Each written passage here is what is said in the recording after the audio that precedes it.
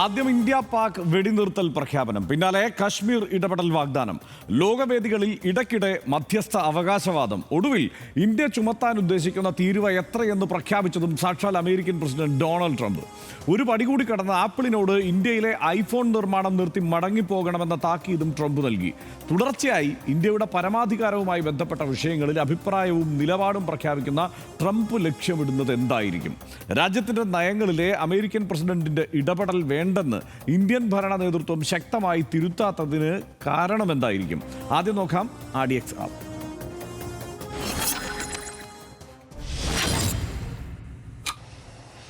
ഇന്ത്യയെ വളർത്താനാണോ നിങ്ങൾ ലക്ഷ്യം വെക്കുന്നത്? ഇന്ത്യയിൽ ഇങ്ങനെ നിർമ്മാണം നടത്തുന്നതിൽ എനിക്ക് യോജിപ്പില്ല. അത് പ്രോത്സാഹിപ്പിക്കാനാകില്ല.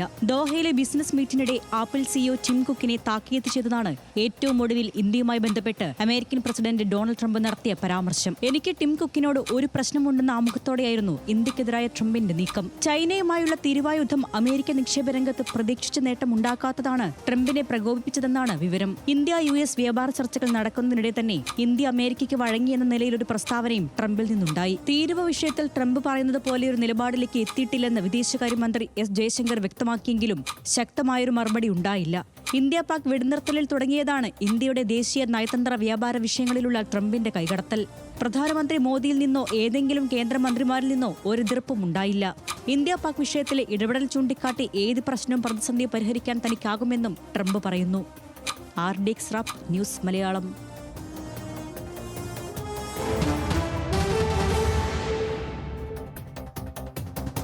ഇന്ത്യയുടെ ആഭ്യന്തര കാര്യങ്ങളിൽ ട്രംപ് അമിതമായി ഇടപെടുന്നു. തുടർച്ചയായി ഇന്ത്യൻ വിഷയങ്ങളിൽ ട്രംപിന്റെ ഇടപെടലും അവകാശവാദങ്ങളും ഉണ്ടാകുന്നുണ്ട്. ഇന്ത്യ പാക് വെടിനിർത്തലിൽ മധ്യസ്ഥത അവകാശവാദം ആദ്യം ഉയർത്തി. പിന്നാലെ കശ്മീർ വിഷയത്തിൽ ചർച്ചയ്ക്ക് ഇടപെടാമെന്നായിരുന്നു ട്രംപിന്റെ നിലപാട്. തീരുവ വിഷയത്തിലും ഇന്ത്യയുടെ നിലപാട് എന്ന രീതിയിലാണ് ട്രംപിന്റെ പ്രഖ്യാപനം വന്നത്. ആപ്പിൾ ഇന്ത്യയിൽ കൂടുതൽ നിർമ്മാണ യൂണിറ്റുകൾ സ്ഥാപിക്കുന്നതിന് എതിരെ ട്രംപ് രംഗത്തെത്തി. ഇന്ത്യക്കാർക്ക് സ്വന്തം കാര്യം നോക്കാൻ അറിയാൻ താൻ ഇത് പ്രോത്സാഹിപ്പിക്കില്ല എന്നാണ് ട്രംപ് നിലപാട് സ്വീകരിച്ചത്. ട്രംപിന്റെ താക്കീത് ആപ്പിൾ CEO ടിം കുക്കിനോട് ദോഹയിലെ ബിസിനസ് മീറ്റിനിടെയാണ് നടന്നത്. ഇന്ത്യയെ വളർത്താനാണ് നിങ്ങൾ ലക്ഷ്യം വയ്ക്കുന്നതെങ്കിൽ അങ്ങനെ ചെയ്യാം. ചൈനയിൽ ഉൽപ്പാദിപ്പിച്ചപ്പോൾ ക്ഷമിച്ചു. ഇന്ത്യയിൽ ഇതൊക്കെ നിർമ്മിക്കുന്നതിൽ യോജിപ്പില്ല എന്ന് തന്നെയാണ് ട്രംപിന്റെ നിലപാട്. ഇന്ത്യ ലോകത്തിൽ കൂടുതൽ തീരുവ ഈടാക്കുന്ന രാജ്യങ്ങളിലൊന്നാണ് എന്നും ട്രംപ് ആവർത്തിച്ചു പറഞ്ഞു. ഈ ട്രംപിന്റെ എതിർപ്പിന് പിന്നിൽ എന്തായിരിക്കും? ആപ്പിൾ ഇന്ത്യയിൽ നിർമ്മാണം വ്യാപിപ്പിച്ചത് US ചൈന താരിഫ് യുദ്ധത്തിന് പിന്നാലെയാണ്. ചൈനയ്ക്ക് 125% ഇറക്കുമതി ചുങ്കം പ്രഖ്യാപിച്ചതോടെയായിരുന്നു ആപ്പിളിന്റെ ഈ നീക്കം കൂടുതൽ സജീവമായത്. ചൈനയിലെ ഉൽപ്പാദനം കുറച്ച് ഇന്ത്യയിലേക്ക് ശ്രദ്ധ കേന്ദ്രീകരിക്കാൻ ആപ്പിൾ തീരുമാനിച്ചു. ആപ്പിളിന് ഇന്ത്യയിൽ ആകെ 3 യൂണിറ്റുകളാണുള്ളത്. 2 കൂടി തുടങ്ങാനും പദ്ധതിയുണ്ട്.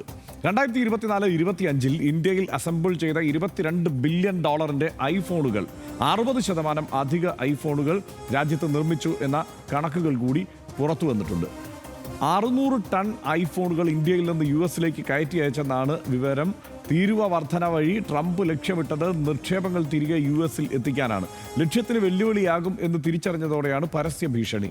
ഇന്ത്യയിൽ ഉൽപ്പാദനത്തിൽ മാറ്റം വരുത്താൻ നിലവിൽ ഉദ്ദേശമില്ല എന്നതാണ് ആപ്പിൾ ഇക്കാര്യത്തിൽ സ്വീകരിച്ചിരിക്കുന്ന നിലപാട്. US ഉൽപ്പന്നങ്ങൾക്ക് തീരുവ ഒഴിവാക്കാൻ ഇന്ത്യ സന്നദ്ധമാണ് എന്ന് ട്രംപ് തന്നെ അങ്ങ് പ്രഖ്യാപിച്ചിട്ടുണ്ട്.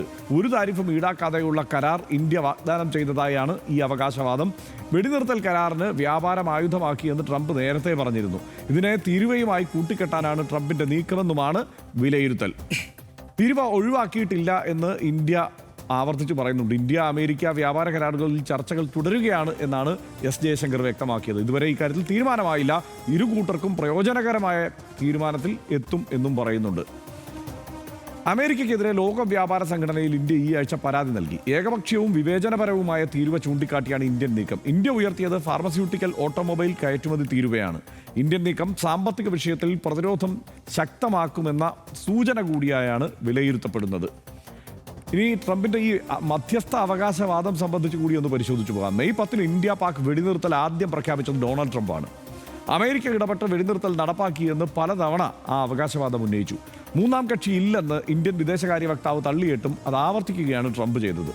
വ്യാപാരം ഈ വിലപേശലിനായി ഉപയോഗിച്ചു എന്ന തരത്തിലും ട്രംപിന്റെ പ്രസ്താവനയുണ്ടായി. ഈ ഏറ്റുമുട്ടൽ അവസാനിപ്പിക്കാൻ ആദ്യഘട്ടത്തിൽ ഉന്നയിച്ച മധ്യസ്ഥത അവകാശവാദത്തിൽ നിന്ന് അല്പം ഒന്ന് പിന്നീട് ട്രംപ് അയഞ്ഞു. വെടിനിർത്തൽ നടപ്പാക്കിയതിൽ പങ്കില്ല, അതിനായി സഹായിച്ചു എന്നായിരുന്നു പിന്നീടുള്ള നിലപാട് മാറ്റം. യുദ്ധത്തിന് പകരം വ്യാപാരത്തെക്കുറിച്ച് സംസാരിക്കാമെന്ന് ഇരു രാജ്യങ്ങളോടും പറഞ്ഞു. ഏത് പ്രതിസന്ധിയും പ്രശ്നങ്ങളും പരിഹരിക്കാൻ തനിക്കാകുമെന്നും ട്രംപ് ഇങ്ങനെ ആവർത്തിക്കുന്നുണ്ട്. സനീഷ്, ട്രംപ് അദ്ദേഹത്തിന് കഴിഞ്ഞ തവണത്തേതിനേക്കാൾ വ്യത്യസ്തമായി ആഗോളതലത്തിൽ മറ്റൊരു തലത്തിലുള്ള ഒരു സ്വീകാര്യത നേടാൻ വേണ്ടിയുള്ള കഠിനമായ ശ്രമം നടത്തുന്നുണ്ട്. എന്നാൽ ഇന്ത്യയുടെ കാര്യം വരുമ്പോൾ ഇന്ത്യയെ സംബന്ധിച്ചിടത്തോളം ഇത്തരം ആവർത്തിച്ചുള്ള പരാമർശങ്ങളെ ശക്തമായി പ്രതിരോധിക്കുകയോ അത് നേരിടുകയോ ഒക്കെ ചെയ്യേണ്ടതുണ്ട്. ഇപ്പോൾ പ്രധാനമന്ത്രി തന്നെ രാഷ്ട്രത്തെ അഭിസംബോധന ചെയ്ത് സംസാരിക്കുന്നു, അതല്ലാതെ മറ്റു വേദികളിൽ സംസാരിക്കുന്നു. ഈ ഘട്ടത്തിൽ എപ്പോഴെങ്കിലും ട്രംപിനെതിരെ സമാന സ്വഭാവത്തോടെയുള്ള ഒരു പരാമർശം നടത്തുകയോ ഈ അവകാശവാദങ്ങളെ തള്ളിക്കളയുകയോ ചെയ്തിട്ടില്ല എന്നുള്ളതാണ് നമ്മൾ നേരിടുന്ന ഒരു പ്രതിസന്ധി. യഥാർത്ഥത്തിൽ എന്താണ് സംഭവിക്കുന്നത്? അതാണ് അതിൽ ഏറ്റവും പ്രധാനപ്പെട്ട കാര്യം രാഷ്ട്രീയം ഇപ്പോൾ പറഞ്ഞത്. അതായത് പ്രധാനമന്ത്രി നരേന്ദ്രമോദി ഈ സംഭവങ്ങൾക്കെല്ലാം ശേഷം സംസാരിച്ചതിന് ശേഷം ഒരിക്കൽ പോലും ഡൊണാൾഡ് ട്രംപ് എന്ന് പറഞ്ഞിട്ടേ ഇല്ല. ഇത് തള്ളിപ്പറയുകയോ മറ്റോ ചെയ്തിട്ടില്ല. ഡൊണാൾഡ് ട്രംപിൻ്റെ ഭാഗത്തു നിന്ന് നോക്കിയാൽ ഹർഷൻ, നമ്മൾ അമേരിക്ക ഫസ്റ്റ് എന്നതാണല്ലോ അദ്ദേഹത്തിൻ്റെ മുദ്രാവാക്യം തന്നെ, പ്രധാനപ്പെട്ട മുദ്രാവാക്യം. അത് എന്താണ് അമേരിക്ക ഫസ്റ്റ്? കച്ചവടത്തിൽ ഫസ്റ്റ് എന്നാണ്, ലാഭമുണ്ടാക്കുന്നതിൽ ഫസ്റ്റ് എന്നാണ്. അത് ഞങ്ങളാകണം എന്നതാണ് ഏറ്റവും പ്രധാനപ്പെട്ട കാര്യമായിട്ട് അദ്ദേഹം മുന്നോട്ട് വെക്കുന്നത്. ഇപ്പോൾ എന്തുകൊണ്ടാണ് ഇപ്പോൾ അദ്ദേഹം സമാധാനവാദിയാകുന്നത് എന്ന് ആലോചിച്ച് നോക്കുമ്പോൾ കൗതുകകരമായിട്ടുള്ള ചില കാര്യങ്ങൾ നമുക്ക് ഓർമ്മ വരും. അതായത് യുദ്ധമാണ് കച്ചവട ലാഭം ഉണ്ടാക്കുന്നതെങ്കിൽ യുദ്ധത്തിനൊപ്പം നിൽക്കാം, സമാധാനമാണ് കച്ചവട ലാഭം ഉണ്ടാക്കുന്നതെങ്കിൽ സമാധാനത്തൊപ്പം നിൽക്കാം. ഇതായിരിക്കും അമേരിക്കയുടെ ലൈന് എന്നാണ് ഞാൻ വിചാരിക്കുന്നത്. ട്രംപിൻ്റെ മാത്രമല്ല. എന്തുകൊണ്ടാണ് ട്രംപ് മറ്റുള്ള ആളുകളിൽ നിന്ന് വ്യത്യസ്തനാകുന്നത്? അതായത് അമേരിക്കയുടെ പ്രസിഡന്റ് യുദ്ധവിരുദ്ധനാവുക എന്ന് വെച്ചാൽ നമ്മൾ മനുഷ്യരാശിയുടെ ചരിത്രത്തിൽ അപ്പാടെ തന്നെയും ഒരു അത്ഭുതകരമായ ഒരു മലക്കം മറിച്ചിലാണ്. അമേരിക്കയുടെ പ്രസിഡന്റ് യുദ്ധവിരുദ്ധനാവുക. നാട്ടുകാരുടെ മെക്കിട്ട് കയറലുടെ ചരിത്രമാണ് അമേരിക്ക എന്ന് പറയുന്ന രാജ്യത്തിൻ്റെ ചരിത്രം തന്നെ. അവരില്ലാത്ത യുദ്ധമില്ല.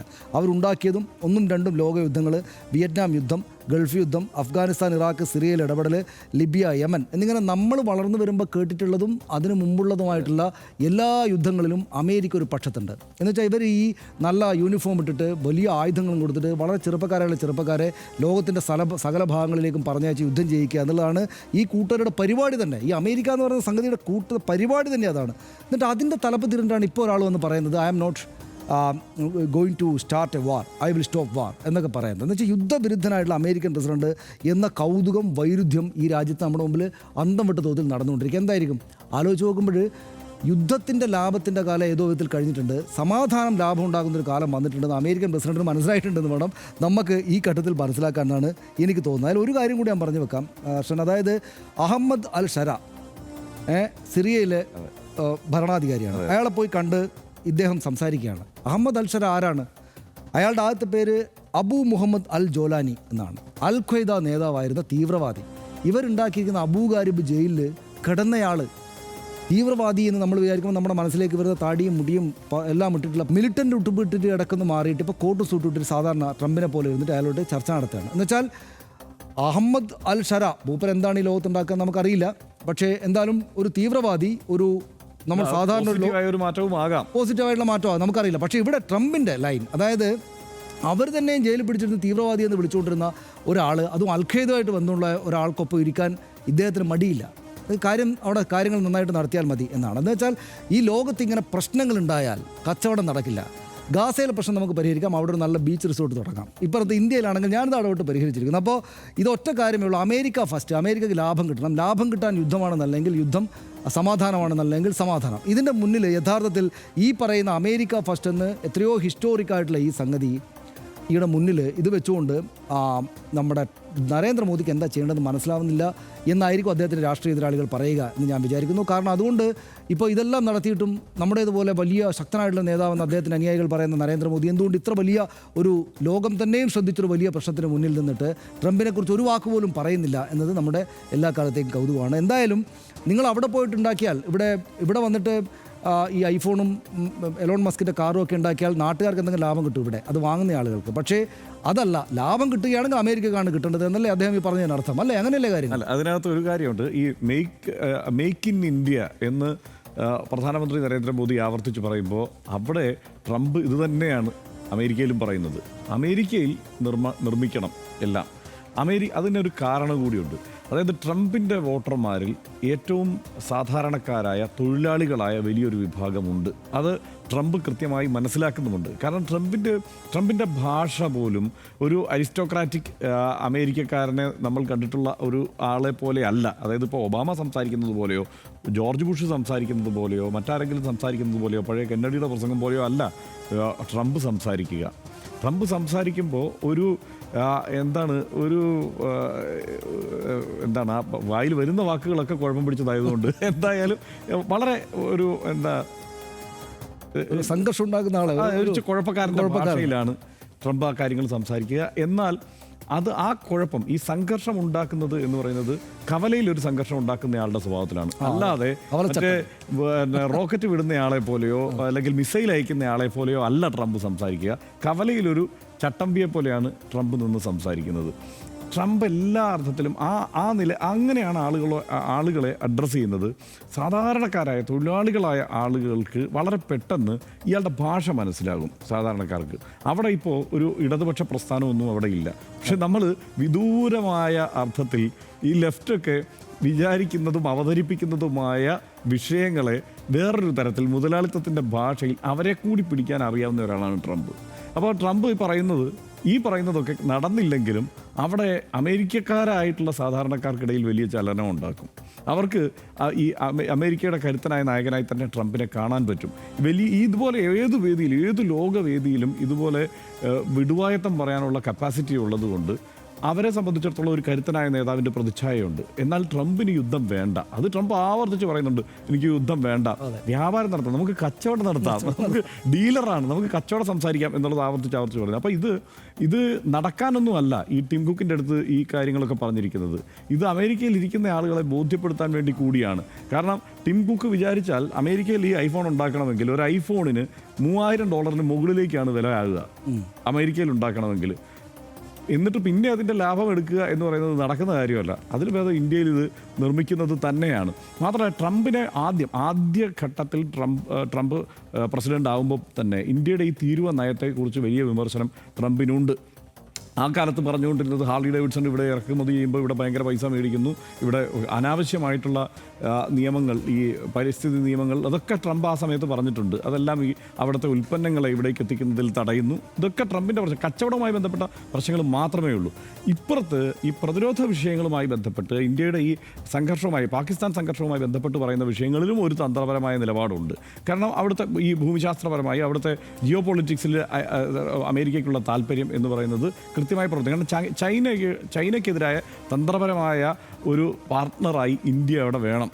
അതേസമയം അഫ്ഗാനിസ്ഥാൻ അടക്കമുള്ള വിഷയങ്ങളിൽ പാകിസ്ഥാനെ അമേരിക്കയ്ക്ക് വേണം. മാത്രമല്ല ചരിത്രപരമായ പങ്കാളിത്തം പാകിസ്ഥാനുമായിട്ടാണ്. ഇന്ത്യയുമായി ഈ പറയുന്ന സ്ട്രാറ്റജിക് ആയിട്ടുള്ള ഒരു തന്ത്രപരമായ പങ്കാളിത്തമാണ് ഇന്ത്യയുമായിട്ടുള്ളത്. അപ്പോൾ ഇതെല്ലാം ഒരുമിച്ച് കൊണ്ടുപോകാൻ ബുദ്ധിപരമായ ഒരു നീക്കം തന്നെയാണ് ട്രംപിനുള്ള വിടുവായത്തത്തിലൂടെ തന്നെ സാധ്യമാക്കുന്നത് എന്നുള്ളതാണ് എനിക്ക് തോന്നുന്നത്. പക്ഷേ ഇന്ത്യ ഈ കാര്യത്തിൽ വ്യക്തത വരുത്തേണ്ടതുണ്ട്, മറുപടി പറയേണ്ടതുമുണ്ട് എന്നാണ് എനിക്ക് തോന്നുന്നത്.